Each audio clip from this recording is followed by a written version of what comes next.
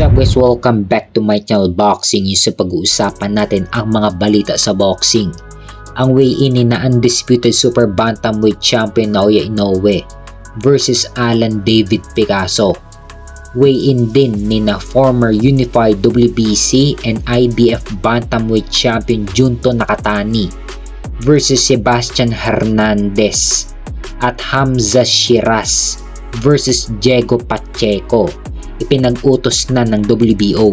Bago yun, huwag kakalimutan mag-like, mag-subscribe at i-hit ang notification bell button for more news and updates. So unahin muna natin sila Junto Nakatani versus Sebastian Hernandez.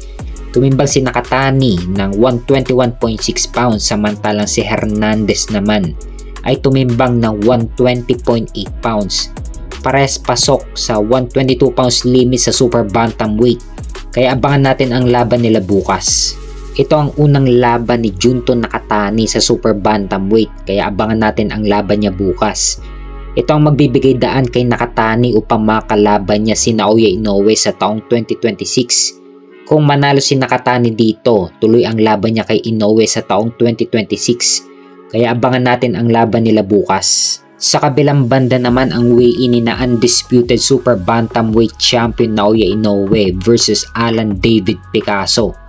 Tumimbang si Inoue ng 121.5 pounds samantalang si Picasso naman ay tumimbang ng 121.1 pounds. Parehas pasok sa 122 pounds limit sa super bantamweight. Kaya abangan natin ang laban nila bukas. Nakataya dyan ang undisputed super bantamweight title ni Naoya Inoue. Makikita sa face-off na malaki itong si Picasso pero liyamado dito si Naoya Inoue. Kung maipanalo ni Inoue at Nakatani ang laban nila bukas, tuloy na ang laban nila sa taong 2026.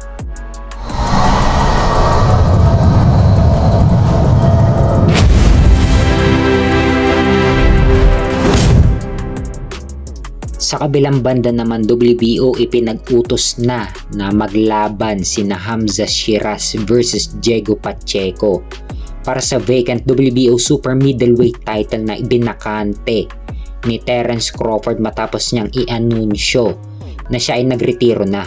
Magandang laban ito, halos magkasing tangkad lang sila. May kartada si Hamza Shiraz na 22 wins with 18 knockout at walang talo, samantalang si Diego Pacheco naman ay may kartada na 25 wins with 18 knockout at walang talo.